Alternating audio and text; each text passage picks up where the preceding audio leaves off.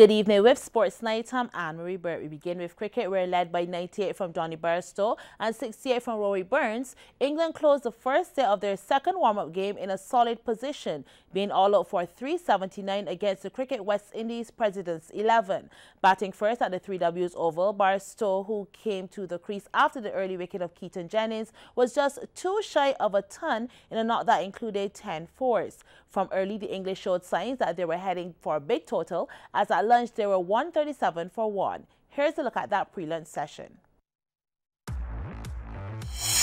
England again took first knock. This time it was their choice, and opener Rory Burns wasted no time in getting the runs on the board, turning it nicely to the boundary. Here Burns goes again, this time punishing Raymond Reefer, cutting through backward point. Reefer would get sweet revenge, not on Burns though, but the first English wicket was his, as Keaton Jennings is given LBW. 30 runs on the board, 7 of those contributed by Jennings. The Presidents 11 can celebrate an early breakthrough. England 30 for 1. That did little to phase Burns, who was holding the fort for his team. Nicely timed, nicely placed, 4. Having joined him at the crease, Johnny Bairstow was also on the pace. This runs away to the ropes. Bairstow settling in quickly, is edged, beats the keeper and had enough to roll into the boundary. Burns finding the space in the point region, 4 more, and the scorecard starting to look pretty healthy. Now that seemed to be the choice of placement for the batsmen to pick up the boundaries. Bairstow being just as effective, as by cementing a partnership of 107, Burns and Bairstow saw England to 137 for 1 at lunch. Burns with 62 and Bairstow on 50.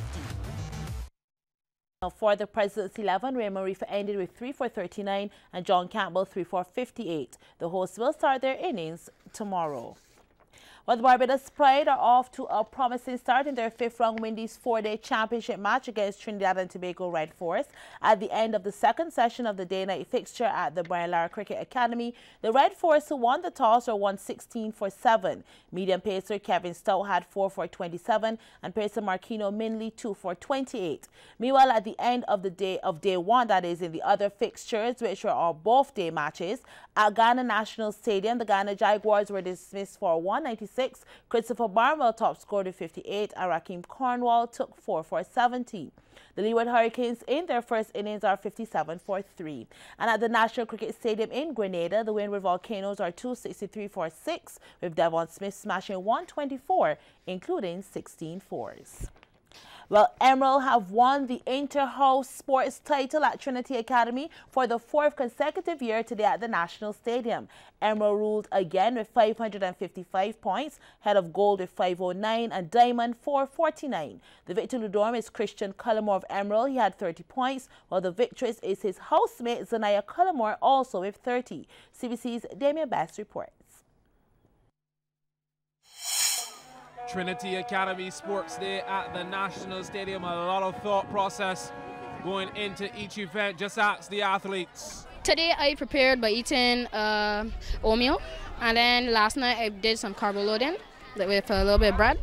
So the events I participated in today were this 300, and later on I'm going to participate in the relay. And on Tuesday I did the shot put, which I came first, and the 300 I came first into. Fabulous. You talk about carb loading. Who taught you all these different things? Mostly I read them from books.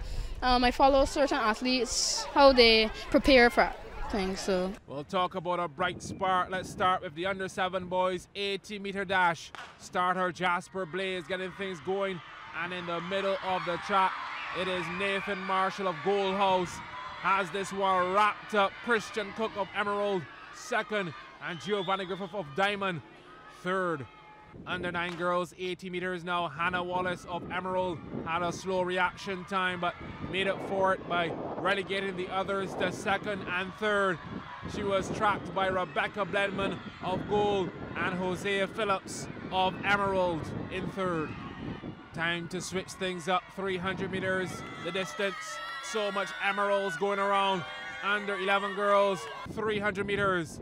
Zania Cullimore won the test of time and distance.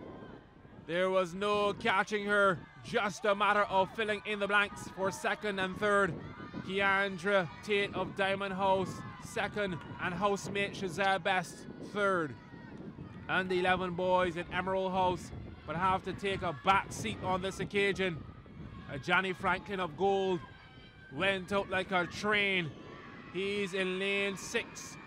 Aidan John kept tabs on his teammate from a distance. So that meant that it was a double blow for Gold House. Third place went to William Christie of Emerald. And what sports without some 100-meter action under 9 girls. Lane 6 had the high flyer Zuri Guy of Diamond. Hannah Wallace and Ariana Babb wanted a slice of the pie as well. But Guy said you'll have to wait until next year. Takes first position, Wallace second, Babb third. Eager to get going was Raheem Miles of Emerald in the under 9 boys. Tay Wood of gold in podium position as well, but class is class, and Miles looked impeccable. Wood second and Jadine Hood of Diamond third. And let's end the highlight reel with the under 11 girls. Keandra Tate of Diamond on the first 5 meters, then found the going tough as Ania Cullimore of Emerald hit the front and made it permanent. Tate secured second and Crochet Lynch third.